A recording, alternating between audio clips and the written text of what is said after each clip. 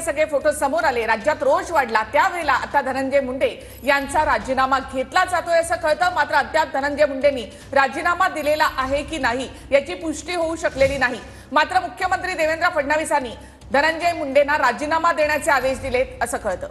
तर धनंजय मुंडे थोड्याच वेळात राजीनामा देणार आहेत. ते स्वतः सध्या सातपुडा या शासकीय निवासस्थानी आहेत.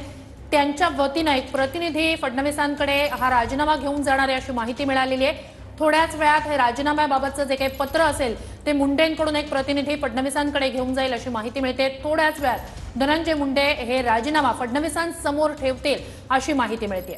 राज्याचं अर्थसंकल्पीय अधिवेशन सुरू आहे. अधिवेशनाच्या आजच्या दुसऱ्या दिवशी धनंजय मुंडे यांचा राजीनामा आत्ता घेतला जाणार का? धनंजय मुंडे आत्ता राजीनामा देणार की मग मुख्यमंत्र्यांना तो राजीनामा तिथे घ्यावा लागणार याकडे आपल्या सगळ्यांचं लक्ष असणार आहे. मात्र आताची ही सगळ्यात मोठी बातमी आहे की काल हे सगळे फोटो समोर आल्यानंतर प्रचंड रोष जनतेमध्ये आहे.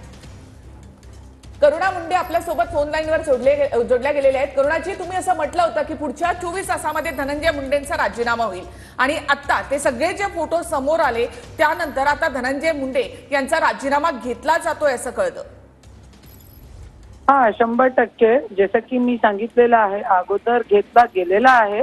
पण आता जे कोणी ते लोकांचे समोर सांगणार ते सगळं चालू होता. तुम्हाला माहिती आहे काल रात्रीपासून मीटिंग चालू आहे सगळ्यांची, देवेंद्र साहेबांची, अजित दादाची, सगळ्यांची. तो बहुतेक काल जसे फोटो आलेले आहे सगळ्यांचे समोर त्या बघताना हे लोकांना घ्यावं लागेल. आणि काल पण मी माध्यमांशी सांगितलेलं आहे की माझी माहिती अनुसार काल झाला पाहिजे होता, पण हे लोकांना हे बघायचं होता की लोकांचं किती प्रेशर आहे ते बघताना हे लोकांना डिसिजन लागायचा होता. तो कल बघितलेला आहे किती प्रेशर आहे काय आहे. तो आज बहुतेक आज डिसिजन देणार आहे.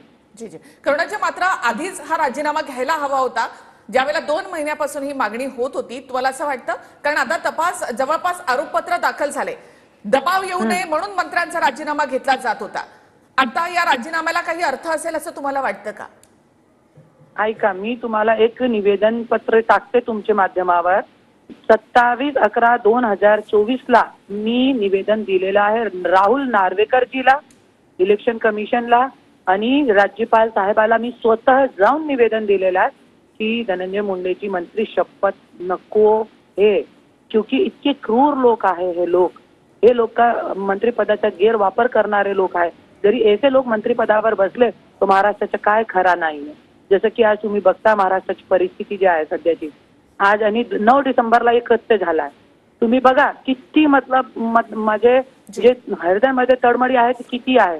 27ला मी दिला, 9 तारखेला हे झाला, 11 तारखेला मी इंस्टाग्राम लाईव्ह केलेला आहे. हे लोक दोषी आहेत, त्यांना हकालपट्टी करा मंत्रिपदावर. धन्यवाद करुणाजी.